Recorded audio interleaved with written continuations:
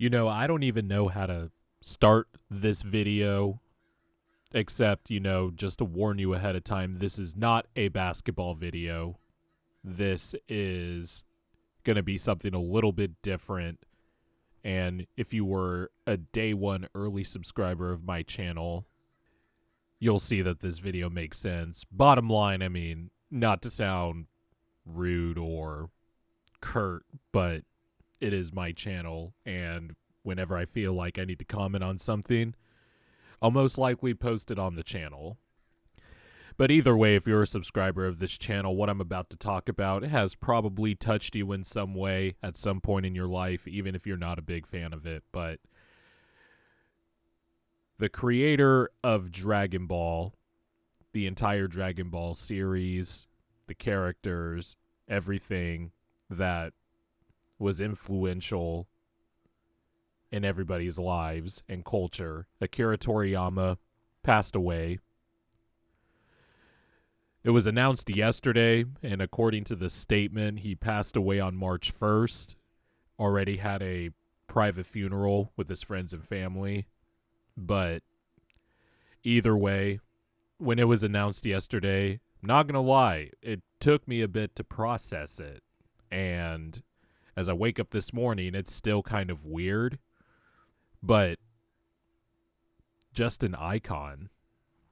Truly an icon.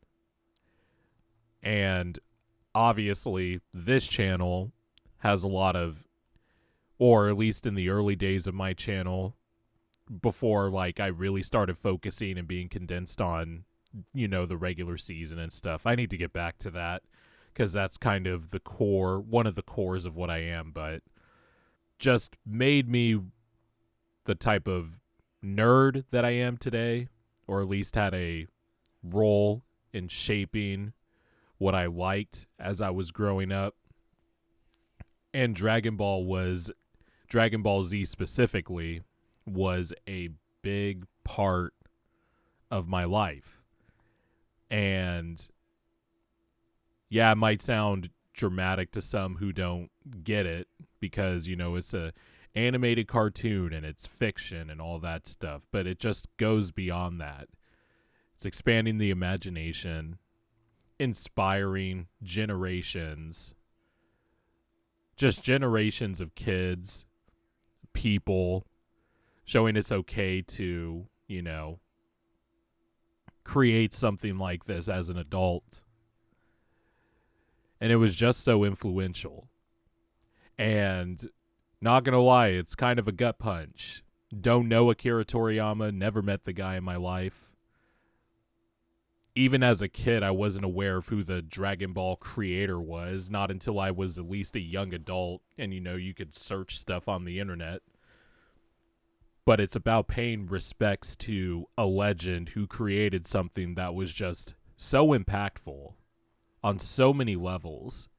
And yes, Dragon Ball transcended just normal exposure in media for an anime or a cartoon. I mean, if you were born between 1988 and I imagine 1994, 95, I'm kind of just guesstimating the range here.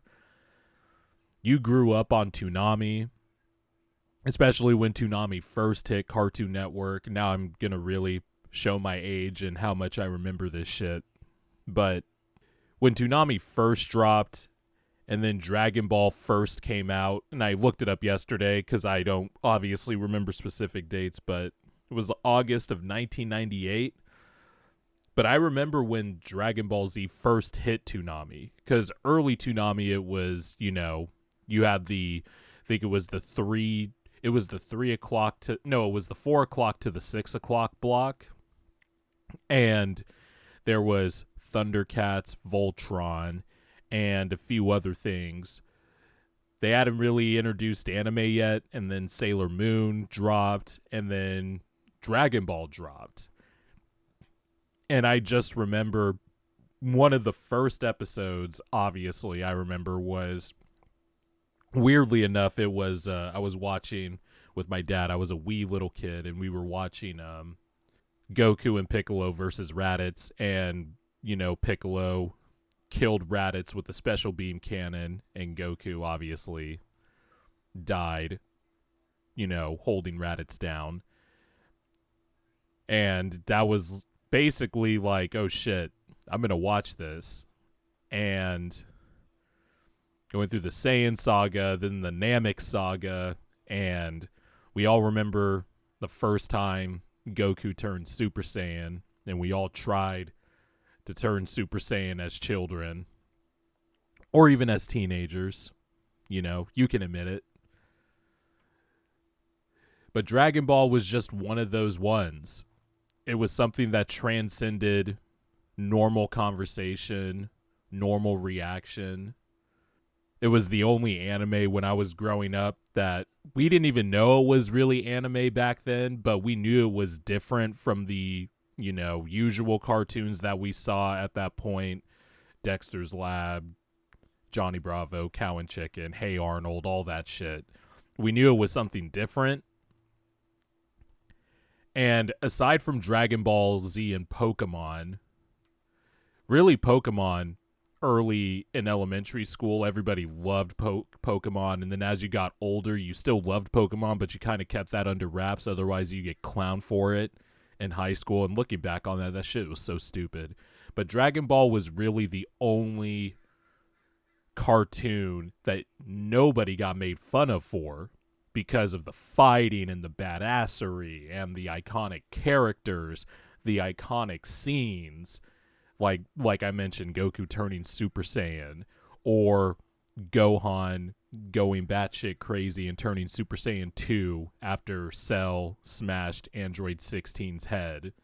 Gohan's one-armed Kamehameha versus Cell's Kamehameha, and the climactic clash that was. Android 17 versus Piccolo after he absorbed Kami. I'm really gonna nerd out here and show a few examples. When those fusion characters hit, when we first got Gotenks, Vegito, then later on in the Broly movie, Gogeta becomes canon, because remember, he came out in that Janemba movie, but that Janemba movie was not canon. Just all types of cool shit. The Android saga, Vegeta turning Super Saiyan for the first time.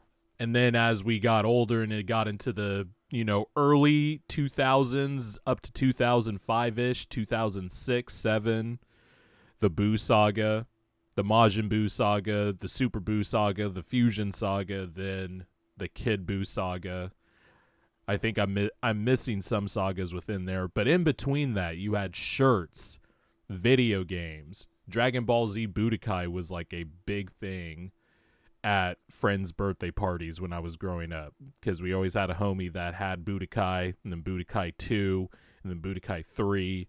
It's just, when you create something that's so impactful and so meaningful and something that means a lot to a lot of people, you just got to pay your respects to a legend.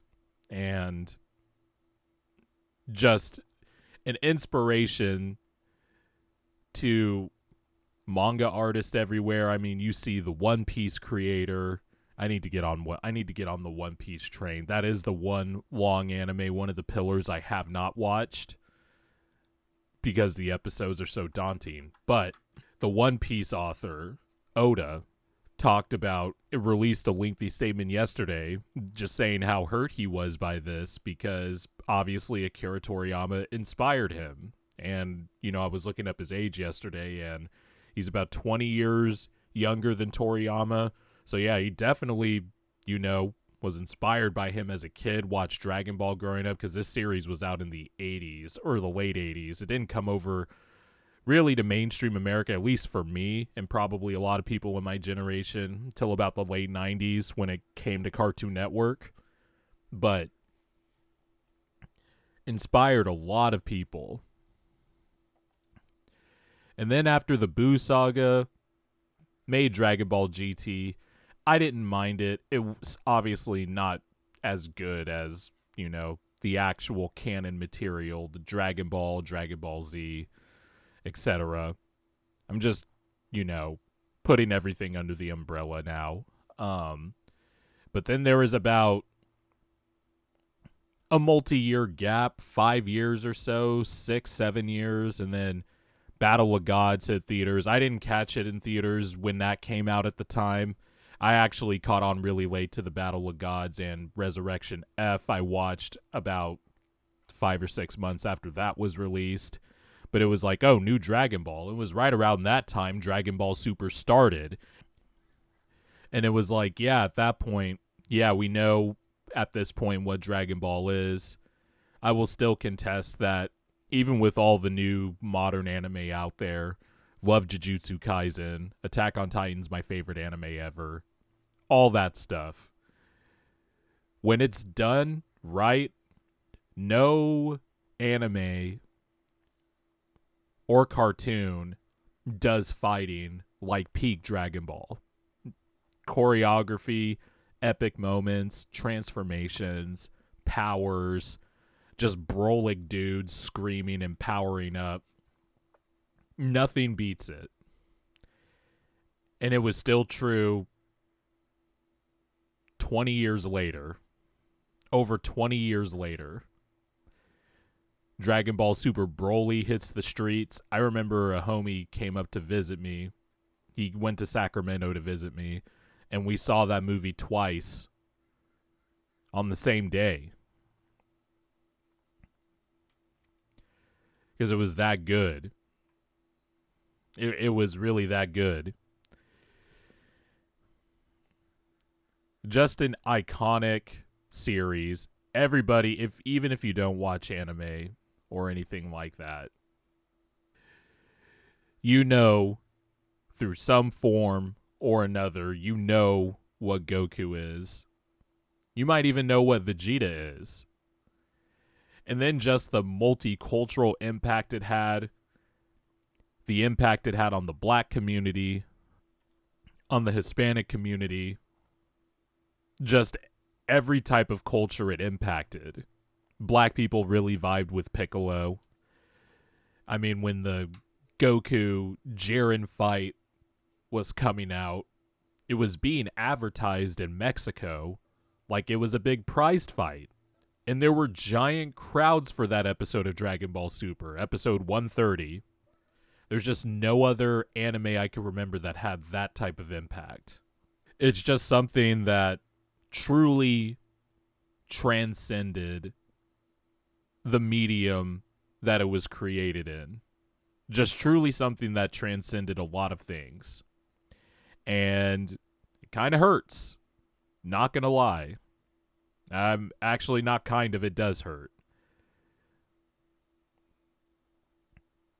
And I'm sure a lot of people that might catch this video or subscribers that are watching this video probably feel this way. But Akira Toriyama was an inspiration. He created something that will never be replicated. Something that inspired a lot of cartoons, video games, anime that we have seen now over the last 15 years, especially fighting anime. Some of the tropes that we've seen with anime and cartoon characters, especially with how main characters kind of act like Goku. You know, with, I'm all about fighting and getting stronger and eating a bunch. And there are more character traits to Goku, but let's be real, Dragon Ball fans, we all know what they are. You know that I'm right. The rivalries, because we all know Goku and Vegeta just have this epic bro rivalry. All the characters too, man. The iconic villains, Frieza, Cell, the androids, even the new characters over the last 8 years from Super, or last 9 years. Beerus is awesome. Just the universe kept expanding, and yeah, it got a little tropey. And obviously it was a money-making thing because the series kept going. And eventually you just reach power levels where it's like, okay, what the fuck are we even doing? How can you top this? And it eventually became the Goku and Vegeta show. A lot of the characters got power leveled out of the show. And, you know, straight away from the early days of Dragon Ball Z where all the Z fighters mattered. And even the, you know, not so powerful characters like Bulma. It was still awesome. And no matter how much maybe the story or the impact of character decisions or whatever were lessened as the years gone on, I was going to be there for new Dragon Ball no matter what. This new series that was supposed to come out that Toriyama was overseeing, didn't like the plot point of them reverting back to kids, but who knows how that story would have gone. They're still probably going to make it. I will be there no matter what. To quote that Kylian Mbappe meme, I will be there no matter what. Because I am a Dragon Ball fan through and through. It's one of the best animes of all time. And yes, it is one of the best animes of all time, even if the newer generation, maybe, I don't know how the newer generation feels about the pillars of anime overall, like Naruto, Dragon Ball Z, One Piece, etc. But if you're just talking about historical impact, now it's going to sound a lot like basketball hot take talk. The historical impact, the numbers they had put up during their prime run, and the characters and everything like that, Dragon Ball is one of the best anime of all time, one of the most impactful and influential anime ever, one of the most influential pieces of medium ever. Thanksgiving parades with Goku, a giant-ass Goku floating through city streets. We all have, when we were all younger, if you're probably my age, if you're in the 28 to 35 range, 36, 37, we all met that kid that had the button-up Dragon Ball Z shirt that they wore to school and shit, and they were the only daring individual to wear that shit because, you know, you would most likely get clowned if you ran into the wrong crowd of kids. It just had such a stamp and an imprint in my childhood, my teenagehood, early adult years, and current years now. It's just an inspiration. So, I guess I'm rambling for a little bit here just because this is very, very weird. And you think these legends will live forever. You know, you take it for granted. Oh, new Dragon Ball content's coming out soon and all this other stuff. And then the creator passes away. Oh, and by the way, just a side note, everybody needs a team as tight-knit as Toriyama's, or going back a few years ago, Chadwick Boseman, because we didn't know shit about their condition. They just wanted to go peacefully, and I respect that. They wanted to go peacefully and privately with their family, let them know after, let the public know after, I mean. And I respect that deeply. So if you've somehow made it this far into the video, I guess leave a comment below. What are your thoughts? What memories do you have of Dragon Ball? Anything Dragon Ball related, core memories, what have you. I guess leave a comment below. But as we close this out, I guess it's time to close it out now. But Akira Toriyama was a legend. He impacted everybody with his creation, his wonderful creation. When you could create something this iconic and this transcendent, it's good to see the love being spread after someone passes away. That's all I saw on my Twitter timeline yesterday, was just the impact Toriyama had. People were retweeting iconic Dragon Ball scenes, all that stuff. And that's the type of stuff that's heartwarming in the aftermath of news like this. But rest in peace to Akira Toriyama. Hope you rest peacefully. Actually, I wanted to read this statement from Ichiro Oda, the creator of One Piece. Gave a very heartfelt and emotional statement in the aftermath of Toriyama's death. It starts with, quote, "It's too early. The hole is too big. Sadness washes over me when I think that I will never see him again. I have admired him so much since I was a child, so I remember the day he called me by name for the first time. On the way home from the day you used the word friend for me and Kishimoto. I remember being overjoyed with Kishimoto. I also remember the last conversation we had. I was one of those who took the baton from the days when reading manga made you a fool, and he also created an era when both adults and children could enjoy reading manga. He showed us the dream that manga can go worldwide. It was like watching a hero going forward. For not only mangakas, but also creators in various industries, the excitement and emotion of the time of Dragon Ball serialization must have taken root in their childhood. His existence is like a big tree. For the manga artist of our generation who stood on the same stage, Toriyama's words became more and more important to me as I got closer to the same stage. I even felt being scary, but I am just happy to see the aloof man himself again, because we love him on a blood level. With respect and gratitude for the creative world he has left behind, I pray for his soulful rest in peace. May heaven be the joyous world he envisioned."